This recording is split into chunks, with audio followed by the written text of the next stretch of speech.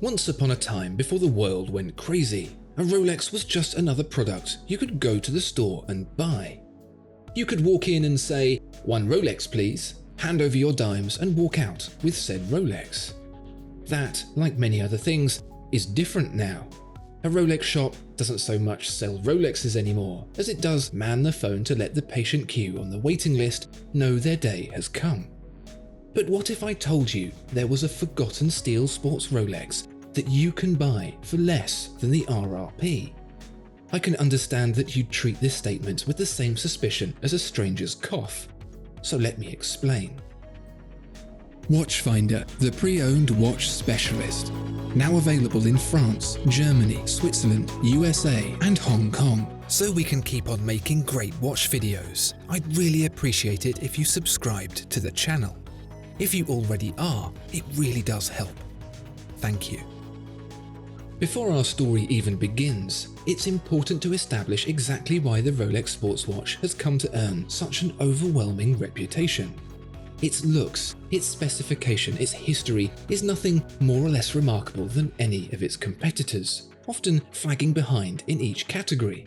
Yet somehow its status can't be that many floors below the big man upstairs himself. It's one of the biggest names in luxury, commanding queues longer than those at Disney World on a hot summer's day. And yet all that prestige and fanaticism comes from a far humbler place entirely. Despite the myth that the name Rolex is an amalgamation of the words horological and luxury, the brand's rise to fame was anything but. Founder Hans Wilsdorf, a name that is burnt into the minds of anyone who's even remotely interested in watches, had no grand plans for a luxury watch empire or anything of the sort. All he wanted was to make watches worn by professionals. And I don't mean that in the way that celebrity professionals are encouraged to wear a watch by way of a brown paper bag full of lettuce, but in an actual, legitimate, proper use in the workplace kind of way. It was the only way Wilsdorf had a hope of making a mark. He was buying movements from one place and putting them in cases from another, so he was never going to win any awards for watchmaking excellence. Instead, he focused his attention on how he could make a product that could survive the rigors of real life. For divers, he developed water resistance. For pilots, he developed a twin time zone display. For scientists, anti-magnetic capabilities.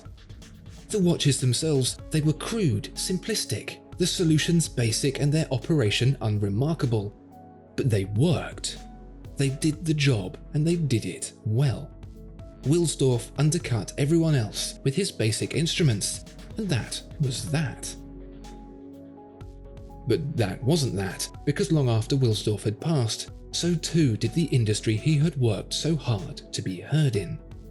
As Swiss watch companies, once strong and mighty, crumbled to the ground, Rolex experienced something different, a resurgence. This was a brand that had never tried to be anything more than a tool for a job, no flash or fancy about it. And there was an appeal in that. It was cool, it was casual, the furthest thing from try-hard imaginable, and people went crazy for it. Here's where things started to get a bit weird. Through the 80s, the popularity of Rolex began to evolve into something different, something new. It became a status symbol, a badge of cool, and that turned everything about the brand on its head. People wanted these basic tool watches in gold, with diamonds hanging loosely from their wrists as they motored along in their Sunseekers. What was Rolex to do? If people wanted Rolex, but in luxury form, it could risk losing everything by staying as it was. But then it could do just the same by pursuing that goal as well. It was a stalemate, and eventually the pressure became too much. Rolex cracked, and what emerged was this: the Yacht-Master.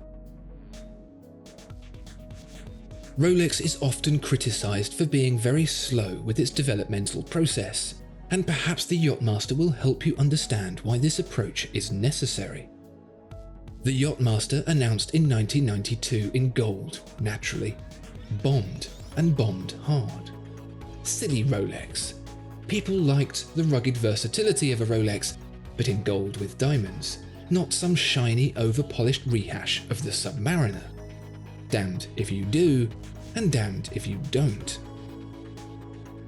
There were many avenues explored to address this monstrous misdecision, changing colours, materials, and even complications to try and find a home for the sore thumb that was the Yacht-Master.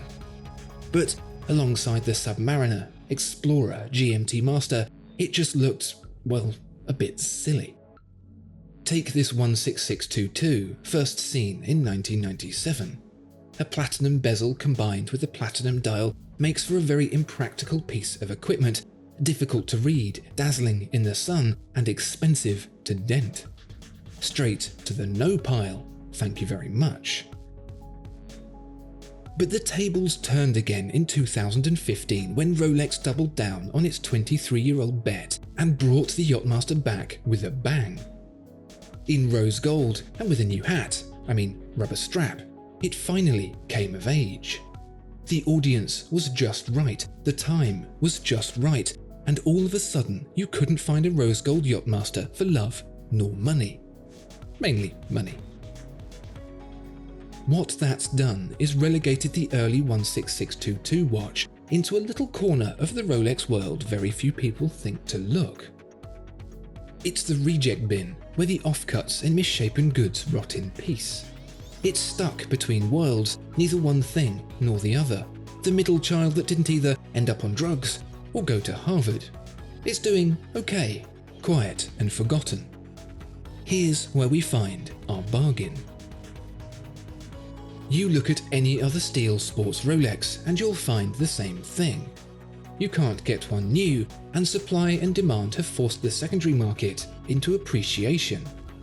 Submariner, GMT Master, Explorer all want RRP or more. But not the Yacht-Master 16622. A new steel and platinum Yacht-Master is getting on for £10,000 new, with the updated blue and rhodium dials, but not the old faithful 16622. That you can have for closer to £7,000, less if you look hard. And post 2015, you know what? The 16622 is actually a very handsome watch.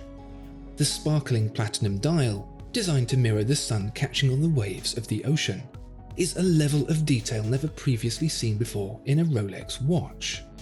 The polished edges, curved and soft, are more luxurious. The red seconds hand is the maraschino cherry in a cool casino. It just needed a quarter century to be appreciated. It may not be the latest and greatest, but the appeal of Rolex never should have been that in the first place. It's about honouring passion, celebrating ingenuity, and all in a cool, effortless way. The Yacht-Master was no less an industrial revolution than any other Rolex sports watch before it. Only this time, the industry was luxury. Discover more exceptional watches at Watchfinder. Thank you so much for watching this video. If you enjoyed it, please do consider giving it a like and subscribing to the channel. If there are any watches you'd like to see featured, please let us know in the comments below.